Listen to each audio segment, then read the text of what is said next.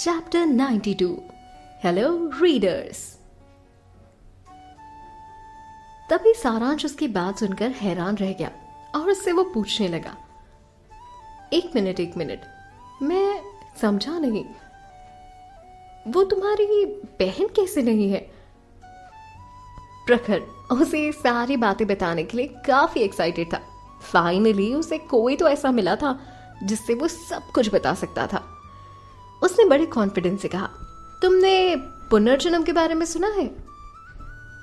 सारांश, जो कि इन सारी बातों से बिल्कुल अनजान था, उससे हैरान होकर पूछता है, पुनर्जन्म?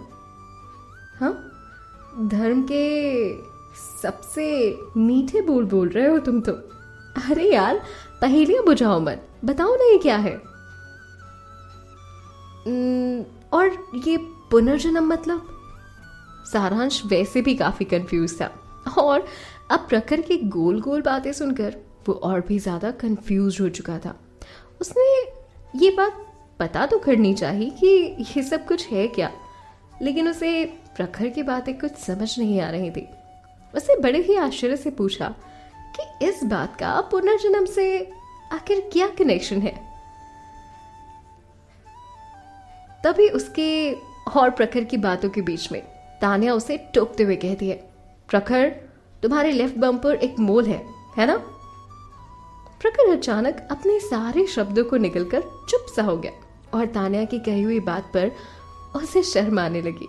तभी प्रखर गुस्सा होते हुए तान्या से कहता है, दीदी, आप ऐसे कैसे मेरी प्राइवेट बातें सबके सामने बोल सकती हो? ऐसे करते हैं क्या? तभी तान्या ने मुस्कुराते हुए जवाब दिया, तो फिर मैं भी तुमसे रिक्वेस्ट करूंगी कि मेरी बहुत ही प्राइवेट पुनर्जन्म की बातें इस तरह सबके सामने मत बोलो। प्रखर बहुत मुश्किल से मुस्कुराते हुए उसकी तरफ देखकर बोला, ओके दीदी, मैं समझ गया। पर उसी वक्त सारांश प्रखर को टोकते हुए कहता है, तो तुम क्या कह रहे थे? प्रखर ने उसकी तरफ देखा और कहा, मैं अपनी बहन की जिंदगी के बारे में बस इतना ही कहूंगा, क्योंकि मैं उसकी प्राइवेसी की इज्जत करता हूं। तुम मुझसे विनती भी करोगे ना, तो भी मैं तुम्हें कुछ नहीं बताऊंगा। नहीं, मुझे तो ये सब जानना है कि तान्या को कैसे पता कि तुम्हारे बम पर मोल है। अब इस वक्त प्रखर की बोलती बंद हो गई थी। उसने उसकी गलतफहमी दूर करते हुए से बताया, भाई, तुम्हें इस बात पर फोकस करना है। जब मैं 7 साल का था, मुझे एक मधुमक्खी ने काट लिया था। आगे का तुम खुद ही इमेजिन कर लो। दोनों मुस्कुराने लगे। सारांश ने उसकी टांग खींचते हुए उससे फिर से पूछा, पर मधुमक्खी ने तुम्हारे बम को ही क्यों टारगेट किया? शायद ये इन सबकी दोस्ती की शुरुआत थी। माहौल ठीक ठाक हो चुका था और सारांश इनके बीच में एडजस्ट हो रहा था। मस्ती मजाक में प्रखर ने भी थोड़ा चिढ़ते हुए से जवाब दिया, अब ये मुझे क्या पता, मैं वापस अपने काम करने जा रहा हूं और अब मेरी छुलाई करना बंद करो।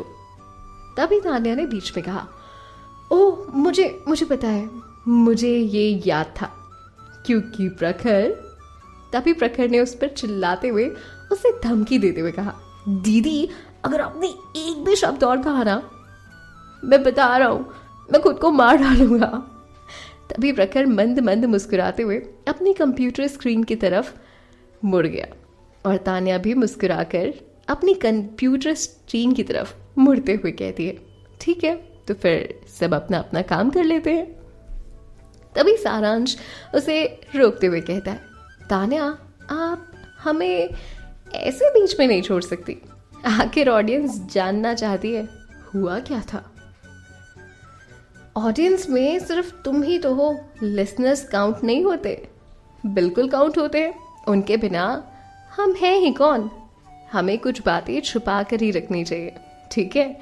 इसी तरह से वो फिर से हमारे पास आएंगे। मैं तुम्हारी सारी बातें सुन रही हूँ, हाँ, और मैं तुम्हें बोल रहा हूँ, अगर तुमने ये स्टोरी कंप्लीट नहीं की तो मैं वापस नहीं आऊंगा।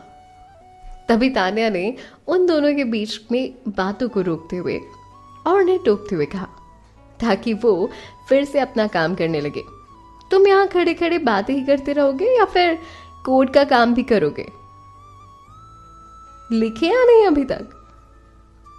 कुछ देर बाद सारांश ने अपना सर उठाकर पूछा, एक बात बताओ, हमारे प्लान का दूसरा फेज कब शुरू होगा?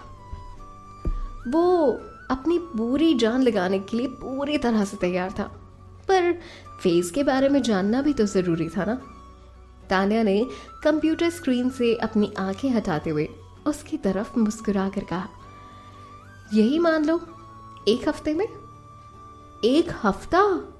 तभी सारांश ने अपने दिमाग पर जोर लगाया और उसे एहसास हुआ कि 1 हफ्ते बाद तो साल का सबसे बड़ा हैकिंग कंपटीशन होने वाला है और उसी दिन देश के सबसे बड़े कंप्यूटर सिक्योरिटी का इंस्पेक्शन भी होना था। सारे सिक्योरिटी सॉफ्टवेयर इंस्पेक्शन में जाएंगे और जो सॉफ्टवेयर उन इंस्पेक्शन को पास कर लेंगे वो मार्केट में रिलीज कर दिए जाएंगे। पहले 3 सिक्योरिटी सॉफ्टवेयर पैकेज ही पूरे साल के सबसे ज्यादा सेल आउट होंगे, पर सबसे ज्यादा फायदा जीतने वाले को ही होना था। सो ये दिन काफी इंपॉर्टेंट था। उस सॉफ्टवेयर की अच्छी सेल होने के अलावा उसे बनाने वाली कंपनी को ओबरॉय एम्पायर के साथ काम करने का मौका भी मिलेगा और वो सॉफ्टवेयर ओबरॉय कंपनी के एक नए ऑपरेटिंग सॉफ्टवेयर में भी इंस्टॉल किया जाएगा, जिससे उसकी पॉपुलैरिटी डबल से ट्रिपल हो जाएगी। आप कह सकते हैं कि देश के 70% लोग ओबरॉय एम्पायर के ऑपरेटिंग सिस्टम को ही यूज करते हैं। अगर वो सिक्योरिटी सॉफ्टवेयर ओबरॉय एम्पायर लेने के लिए तैयार हो गया तो मानो उस कंपनी का फ्यूचर सेट हो जाएगा, क्योंकि उससे उनका प्रोडक्ट और भी ज्यादा मार्केट में एक्सपैंड हो जाएगा और इससे प्रॉफिट के साथ पॉपुलैरिटी भी मिलेगी और गुडविल भी बढ़ेगी। यानी कि ओवरऑल काफी फायदे का सौदा होगा ये।